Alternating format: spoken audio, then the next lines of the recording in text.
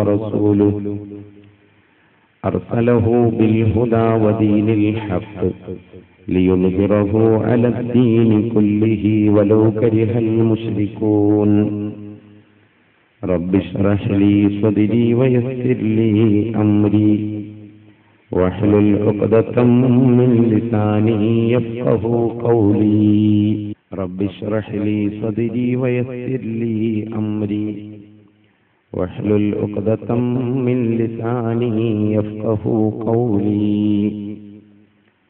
رب اشرح لي صدري ويسر لي أمري واحلل عقدة من لساني يفقهوا قولي يا خير من دفنت بالقاء أعظمه فطاب من طيبهن القاع والأكم نفس الفداء لقبر أنت ساكنه فيه العفاف وفيه الجود والكرم أعوذ بالله من الشيطان الرجيم بسم الله الرحمن الرحيم وما الحياة الدنيا إلا لعب ولهو وللدار الآخرة خير للذين يتقون أفلا تعقلون صدق الله العلي العظيم. ഏറ്റവും ബഹുമാനമുള്ള യോഗാധ്യക്ഷൻ, മറ്റു വേദിയിലെ പണ്ഡിതന്മാരെ, ഈ മഹനീയ സദസ്സിൽ എത്തിച്ചേർന്നിട്ടുള്ള നേതാക്കളെ, രക്ഷിതാക്കളെ, സ്നേഹാദരവുകളുള്ള ഉമ്മമാരെ, സഹോദരികളെ, പ്രിയപ്പെട്ട സംഘടനാ പ്രവർത്തകന്മാരെ, ദീനി സ്നേഹികളെ, അസ്സലാമു അലൈക്കും വറഹ്മത്തുള്ളാഹി വബറകാതുഹു. സർവാധിപനായ അല്ലാഹു അവന്റെ വിശാലമായ അനുഗ്രഹത്തിന് പാത്രീകരിച്ചുകൊണ്ട് ഇവിടെ ഒരുമിച്ച് കൂടാൻ നമുക്കൊക്കെ ഭാഗ്യം നൽകി. അൽഹംദുലില്ലാഹ്. അല്ലാഹു റബ്ബുൽ ഇസ്സത്ത് നമ്മുടെ ഈ കൊച്ചു പ്രവൃത്തി നമ്മിൽ നിന്ന് സ്വീകരിച്ച് ഇരുവീട്ടിലും അർഹമായ പ്രതിഫലം നൽകി സന്തോഷിപ്പിക്കുമാറാവട്ടെ. മരണപ്പെട്ടുപോയ നമുക്ക് വേണ്ടപ്പെട്ട സർവരുടെയും ഖബറിടം അല്ലാഹു വെളിച്ചമാക്കി കൊടുക്കുമാറാവട്ടെ. അവരെയും നമ്മയും അവന്റെ വിശാലമായ സ്വർഗലോകത്തിൽ ഒരുമിച്ച് കൂട്ടി സന്തോഷിപ്പിക്കുമാറാവട്ടെ. ആമീൻ എന്ന ആമുഖമായി പ്രാർത്ഥിക്കുന്നു. പ്രിയപ്പെട്ട സഹോദരി സഹോദരന്മാരെ, മീഡിയകൾ സമൂഹത്തിന് നാശം വിതക്കുന്നുവോ എന്ന കാലിക പ്രസക്തിയുള്ള ഒരു വിഷയമാണ് നാം ഇവിടെ ചർച്ച ചെയ്യുന്നത്. ഈ വിഷയം ചർച്ച ചെയ്യുമ്പോൾ മറ്റു വിഷയങ്ങൾക്കില്ലാത്ത ഒരാമുഖം ഈ വിഷയത്തിന്റെ മുന്നേ അടിവരയിട്ട് പറയേണ്ടതുണ്ട് എന്ന് ഞാൻ മനസ്സിലാക്കുന്നു. ശാസ്ത്ര പുരോഗതികളെ കണ്ണടച്ചെതിർക്കുകയോ അല്ലെങ്കിൽ അതിൻ്റെ നല്ല സാധ്യതകളെ അടച്ചാക്ഷേപിക്കുകയോ അല്ല ഈ ചർച്ചയുടെ ലക്ഷ്യം. മറിച്ച് കാലത്തിന്റെ ചുവരെഴുത്ത് വായിച്ച് ജീവിക്കുമ്പോൾ സമൂഹത്തിൽ കടന്നുവരുന്ന പുരോഗതികൾ അംഗീകരിച്ച് അതിനെ ശാസ്ത്രീയമായി അള്ളാഹുവിന്റെ ദീനിനോട് പൊരുത്തപ്പെടുന്ന രൂപത്തിൽ അതിന്റെ ഉപയോഗത്തെ നിയന്ത്രിക്കുക എന്നതാണ് ഇത്തരം ചർച്ചകളുടെ പരമമായ ലക്ഷ്യം. ഞാനിത് ആമുഖമായി പറയാനുള്ള കാരണം, ബ്രിട്ടീഷ് ആധിപത്യ ഇന്ത്യയിൽ നിഷ്കളങ്കരായ നമ്മുടെ നേതാക്കന്മാർ ബ്രിട്ടീഷ് ആധിപത്യത്തോടുള്ള കടുത്ത വിരോധം കൊണ്ട്, അല്ലെങ്കിൽ അവരുടെ പ്രവർത്തികളോടുള്ള വിയോജിപ്പ് കൊണ്ട് നമ്മുടെ രാജ്യത്ത് നിന്ന് അവരെ തുരത്തേണ്ടതിന്റെ അനിവാര്യത മനസ്സിലാക്കി അവരുടെ സംസ്കാരത്തോടും അവരുടെ ഭാഷയോടടക്കം അവർ കാണിച്ച സമീപനത്തെ പിൽക്കാലത്ത് പലരും പണ്ഡിതന്മാരുടെ മുരടൻ സ്വഭാവമായി വിലയിരുത്തപ്പെട്ടത് അബദ്ധവശാൽ നമ്മളൊക്കെ കേൾക്കുകയുണ്ടായി. അതുപോലെ ഇത്തരം മാധ്യമങ്ങൾക്കെതിരെ മുഖം തിരിക്കുന്നവരാണ് നമ്മൾ എന്ന് വരുത്തി തീർക്കാതിരിക്കാൻ, അല്ലെങ്കിൽ അതല്ല ഈ പരിപാടിയുടെ ലക്ഷ്യം എന്ന് ആമുഖമായി ഞാൻ എൻ്റെ സദസ്സിനെ ബോധ്യപ്പെടുത്തുകയാണ്. ആധുനിക മീഡിയകളെ അടച്ചാക്ഷേപിക്കുന്നതിന് പകരം അതിൻ്റെ നന്മകൾ കണ്ടെത്താനും ആ നന്മകൾ സമൂഹം വേണ്ടുവോളം ഉപയോഗിക്കാനുമാണ് ഇത്തരം സദസ്സുകൾ പ്രചോദനമാവേണ്ടത് എന്ന് ആമുഖമായി ഞാൻ സൂചിപ്പിക്കുകയാണ്. അതിനുശേഷം പ്രിയപ്പെട്ട സഹോദരീ സഹോദരന്മാരെ, വളരെ ഗഹനമായും കുറച്ച് കടന്നും ചർച്ച ചെയ്യേണ്ട വിഷയമാണ് എന്നെനിക്കറിയാം. പക്ഷേ എന്നെപ്പോലുള്ള സാധാരണക്കാരാണ് ഈ സദസ്സിലെ ശ്രോതാക്കളിൽ ഭൂരിഭാഗവും എന്ന് മനസ്സിലാക്കി അവർക്ക് മനസ്സിലാവുന്ന ലളിത ഭാഷയിൽ പറയാനാണ് ഞാൻ ഉദ്ദേശിക്കുന്നത്. ലോകം അതിവേഗം വളർന്നുകൊണ്ടിരിക്കുകയാണ്. നമ്മേക്കാൾ വേഗത്തിൽ ഈ ലോകം വളർന്നുകൊണ്ടിരിക്കുന്നു. എന്നല്ല, നമ്മുടെ ചിന്തയെക്കാളും വേഗം ഈ ലോകം വളർന്നുകൊണ്ടിരിക്കുകയാണ്. നമ്മൾ നാളെക്കുറിച്ചും മറ്റന്നാളിനെക്കുറിച്ചും ചിന്തിക്കുമ്പോൾ പ്രഗത്ഭന്മാരായ ഗവേഷകന്മാർ 10, 15, 20 വർഷം അപ്പുറത്തേക്ക് ചിന്തിച്ചുകൊണ്ടിരിക്കുകയാണ്. ഭാവിയിൽ സമൂഹത്തെ എങ്ങനെ കൊണ്ടുപോകണം എന്നവർ ആലോചിച്ചുകൊണ്ടിരിക്കുകയാണ്. സമൂഹത്തിന്റെ കൈകളിൽ എന്ത് കടന്നു വരണം എന്നവർ ആലോചിച്ചുകൊണ്ടിരിക്കുകയാണ്. അവരുടെ ആലോചനകളിൽ തെളിഞ്ഞു വന്ന പല വസ്തുക്കളും നമ്മുടെ കൈകളിൽ എത്തിച്ചേരുമ്പോഴേക്ക് അവരതിൻ്റെയും എത്രയോ മുന്നേ അവർ ഗമിച്ചിട്ടുണ്ടാവും. ഇതാണ് നമ്മൾ ഇന്ന് കണ്ടുകൊണ്ടിരിക്കുന്ന ഒരവസ്ഥ.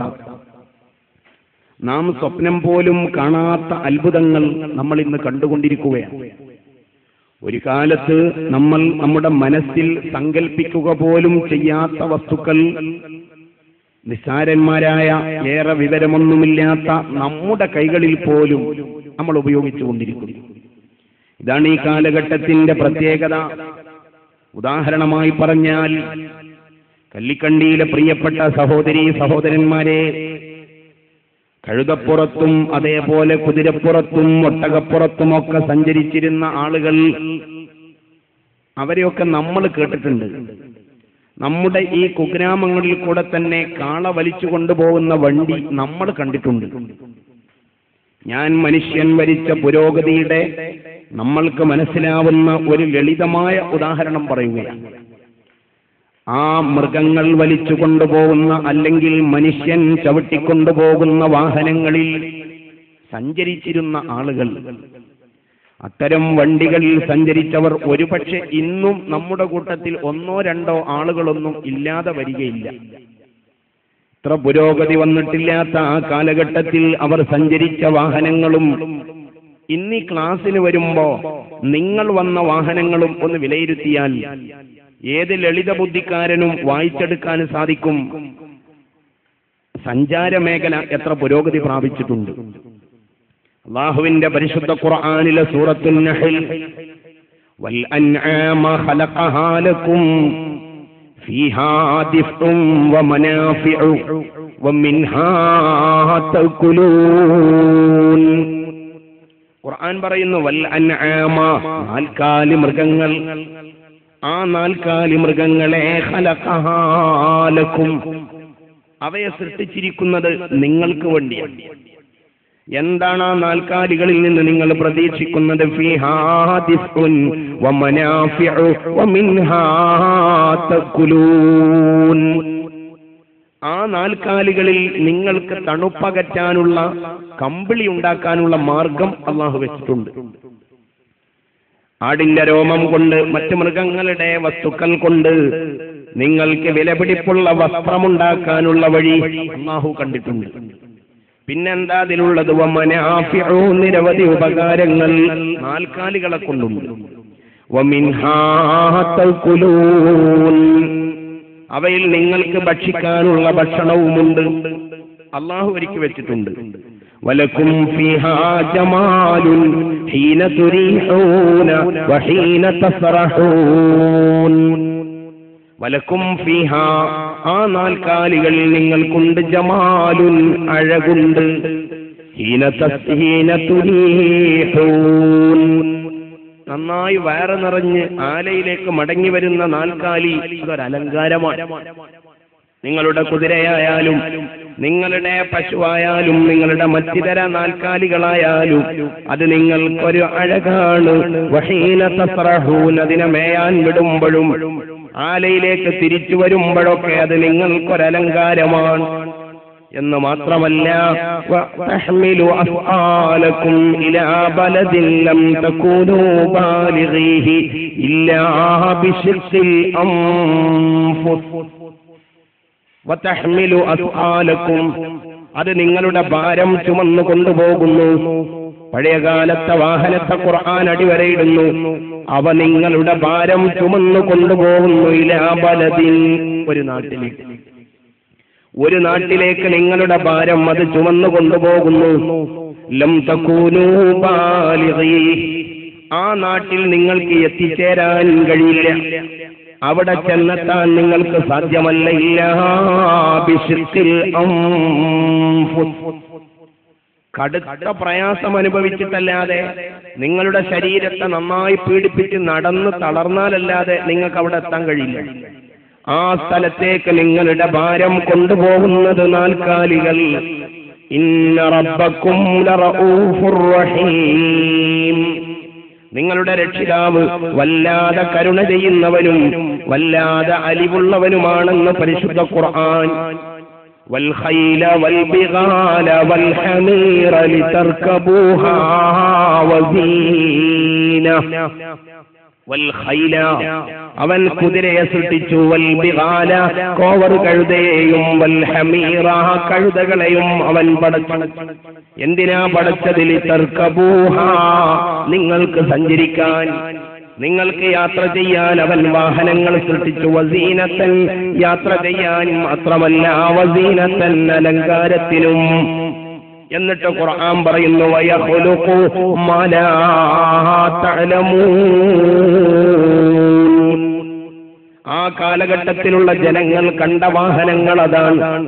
അവരോട് പറയുന്നു, നിങ്ങൾക്ക് കുതിരയും കഴുതയും കോവർ കഴുതയെയും ഒട്ടകത്തിനെയൊക്കെ നമ്മൾ പടച്ചല്ലോ, അത് നിങ്ങൾക്ക് സഞ്ചാരത്തിനും അലങ്കാരത്തിനുമാണ്. എന്നിട്ട് അല്ലാഹു പറയുന്നു വയഖ്ലുഖു, തീർച്ചയായും സൃഷ്ടിക്കും.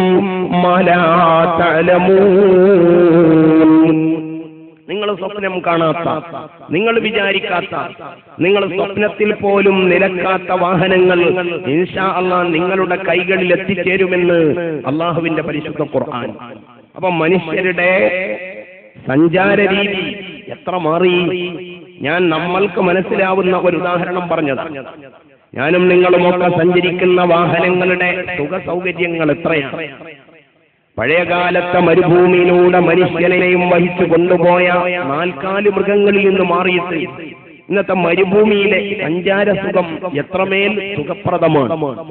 നമ്മുടെ നാട്ടിൻ പുറത്തുള്ള വാഹനങ്ങൾ എത്ര സുഖ സൗകര്യമുള്ളതാണ്. അപ്പൊ വാഹനങ്ങളുടെ അവസ്ഥ അതാണ്. ഇനിയോ മനുഷ്യന്റെ കായിക ബലം കൊണ്ട് ചെയ്തിരുന്ന കാര്യങ്ങളൊക്കെ എല്ലാം യന്ത്രങ്ങൾ ഏറ്റെടുത്തിരിക്കുന്നു. ലളിതമായി പറഞ്ഞാൽ ഒരു സാധാരണക്കാരന്റെ വീട്ടിലുള്ള യന്ത്രങ്ങൾ എത്ര? ഉയർന്ന സുഖ സൗകര്യങ്ങളിൽ ജീവിക്കുന്നവർ അതവിടെ നിൽക്കട്ടെ, സാധാരണക്കാരനായ ഒരു ശരാശരി വരുമാനക്കാരന്റെ കൊച്ചു വീട്ടിലുള്ള യന്ത്രങ്ങൾ എത്ര?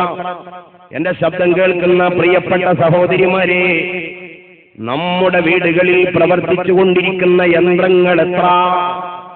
ഫാത്തിമ ബീവിയുടെ കൈ പൊട്ടിയത് ആസുകല്ല് ചുറ്റിയിട്ടാണെങ്കിൽ അള്ളാഹുവിന്റെ പ്രവാചകരുടെ അടുത്ത് വന്ന് പരാതി പറഞ്ഞത് എനിക്കൊരു ഗ്രൈൻഡർ വാങ്ങിത്തരണമെന്നല്ലെങ്കിൽ